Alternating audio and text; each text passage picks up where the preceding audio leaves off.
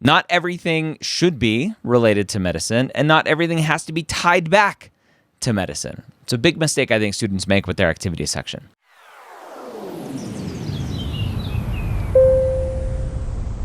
Ask Dr. Gray Pre-Med Q&A brought to you by Blueprint MCAT. How are you doing today? I'm good, Dr. Ryan. How are you? I'm great. What can I help you with? Okay, so I have a few questions for today. So a small background about me. I'm a reapplicant. I applied first in 2022, and this year I'll be applying for TMDSAs, AMCAS, and also a COMAS in the hope of getting into a medical school to achieve my dreams. So I did my MCAT again for this year. Now I have a 507 score, which is better than before. Okay. So, I'm almost finishing up my application for this cycle, like applying right now. So when the AMCAS opens end of the month, I'm applying, and also TMDSAS. So with TMDSAS, can I also apply for one school and then add more schools while I finish with the secondaries? Yeah. Okay, then that with that flat fee, I just add one school, get it verified, and I can keep adding. Yep. Okay, cool. And then will August application for a COMAS be late? It should be fine. A COMAS's timeline is generally longer than the other application services, so should be fine. You mean submitting in August? Yes. Yeah, should be fine. Because I'm applying for TMDSAs and AMCAS end of this month. Okay. So I want to get rid of all the secondary applications before I touch on the third application. Okay. Can the letters be submitted after a primary app? I submit the primary app. Yep.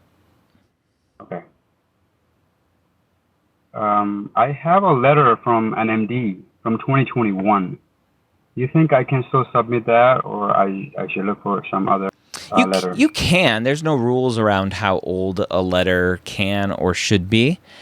In general, we recommend that letters are dated the year that you apply to show that the person that you're getting to write you a letter still knows you and is more familiar with you today and not just someone who knew you X number of years ago. Yeah, I do have two MD letters for this year. Okay. So why do you need a third MD letter? Usually students just use one. One? Okay, then I'm good then. Yeah, with the letters. Yeah. More letters is not necessarily good. So don't overwhelm people with hundreds of letters, right? Number one, you can't. There are limits to letters that you can use. But look at each individual medical school. Each individual medical school will have limits in terms of we want these letters and we will have a maximum, right? There's typically a minimum and a maximum. Should I add all my experiences in chronological order? Like, should I fill every gap of my years saying, okay, every year I did that, even if it's not related to medicine? So your activity section should not all be related to medicine. The activity section is what have you been doing with your time, period. Medicine related, not medicine related, right? For AMCAS, there are 19 activities now, 19 categories. Community service, not clinical. Community service, clinical. Paid employment, not clinical. Paid employment, clinical. Leadership, social justice now we have. All right, other, hobbies, etc. Not everything should be related to medicine, and not everything has to be tied back to medicine. It's a big mistake I think students make with their activity section. So if the question is more specifically, should I include every single thing that I've done? That answer is probably no, right? Because there are going to be things that you're like, I did this for a day, for like 4 hours. It wasn't super impactful. I'm not even going to put it on my application. That's fine. Right? You don't need to cover every single gap. It's like from January 1st, 8 a.m. to January 1st, 9 p.m., this is what I did. From January 1st, 9 p.m. to January 2nd, 11 a.m., like you don't have to get that nuanced in terms of your timeline. But in terms of big gaps of time, you want to try to fill in as much as possible. So there's not periods of time where someone's looking at your application going, oh, where'd you go? Yeah, because I'm like a super non-trad, so I have like many years of schooling, and between high school and start college, I had like 5 year gap. So I have activities there to state it, but I just wanted to make sure like every year has to it be something. Yeah, that's. I guess I'm gonna add whatever I feel like I contributed something and I gained something from the experience. Okay. Okay, yeah. So when I apply for dual programs, is it a must to choose them while I apply, or can I pick them when I get into a medical school? What kind of dual programs? Like MD, MBA. Yeah, most of the MD MBA programs you apply after. You just apply to the single MD program, and then you add on, you just tell the school, hey, thanks for accepting me. I also want to do the MBA. And then you figure out what that process is. Okay, because I'm not like super 100% sure, but I do have an interest in it. So I'm thinking maybe, but then I'll just get that thinking off my head, get into a medical school, and then think about it later, I guess. So in TMDSA, it's asking if I'm applying for AMCAS or COMES, like every detail about like past application, but it should be okay, right, to let them know that I'm applying for every application. Yep. Are you a Texas resident? I should technically support like become a resident like while I apply, because I moved here last summer. Okay. Okay, so this is the one I have right now. So I want to apply early, so I'm making everything ready for AMCAS to submit on day one. Okay. But I haven't pre-written the secondaries. Okay. So I've been watching your videos that everything has to be in to be considered early, like my secondaries, my MCAT. But if I apply May 30th and I can only send my like 10th school of secondary on August, so that'll be still late, right? It'll be considered that I applied in August. Your application will be complete in August. Right. Yeah. So you don't want to do that. If you submit your applications May 30th, medical schools will start sending secondaries, let's just say July 30th, right? You don't want to sit on secondaries for a month. So make sure you're planning ahead. So like you said from a video that I can add one school, get it verified, right? So when I do like at 3 schools, get the secondaries out, at another 3, get the secondaries out. But will they be able to see that I initially submitted my application end of May, but I only applied for their school like in the end of July? So will that be I don't know. impacted? Yeah, I don't know if they'll see that. I ultimately I don't think it matters. Okay, it doesn't matter. Yeah, they're not going to have hurt feelings. Be like, why did you not apply to us?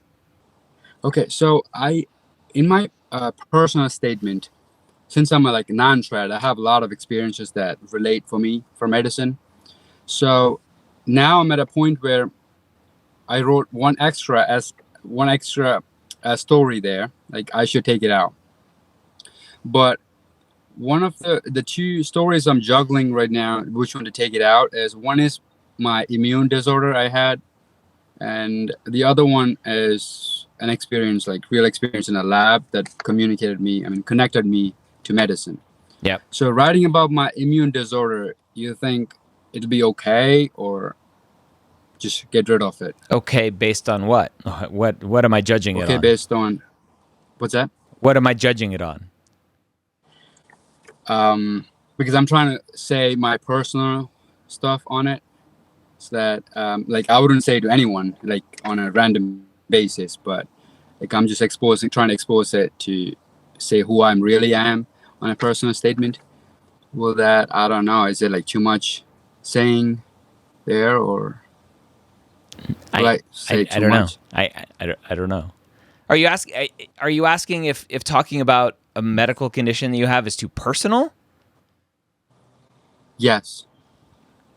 Not too personal, but it's just an immune disorder, but it's a common one. So I thought if I should include anything that's related like for me, or like I experienced with someone else, then I can relate it to them in that way. Yeah. Ultimately, I don't know how to answer the question. I think your personal statement is your journey to medicine, right? Right. How have you gotten to applying to medical school? How have you figured out that this is what you want to do? Yeah. Your condition may be a part of that. I will tell you that I typically don't recommend talking about research. And so you mentioned working in a lab as part of your personal statement. So in general, I don't recommend talking about research in a personal statement because I don't think research is tied to why medicine. Okay, so this is one of the big questions I have. Now I'm writing my secondaries. So I've seen examples where at the last two sentences, we always tied back to medicine, how I'm going to utilize this in medical school or how I utilize this experience as a doctor. Is it a must or is it like I just say what I experienced it and what I felt in an activity? Are you talking about secondaries? Or are you talking about activities? No, the activity section. The activities section. I don't think you should tie anything back to medicine in the activities section. The activity section is not why medicine. Your personal statement is why medicine. The activity section Right. for me is what have you been doing with your time and how have you made an impact or how did it make an impact on you? So each and every activity is here's this activity, here's what it meant to me, period. Not, and here's how it's going to give me communication skills as a future doctor. Okay. Okay, it's not must to like tie it back to medicine. Right. Yeah, quite the opposite. I think my personal opinion is it's not even a must or a should or it's good if you try. You should avoid it. Yeah. For me. And okay, this is the last one. So, is it okay to have inconsistent length of paragraphs in a personal statement? Sure. Paragraph length. Yeah. Okay. So you answered all my questions I had. Thank you very much.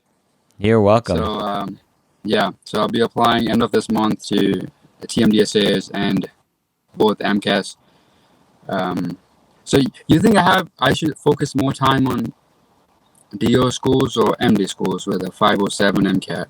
I don't differentiate MDDO based on MCAT score. So I can equally apply to them. You got it. Right, sir. Thank you very much.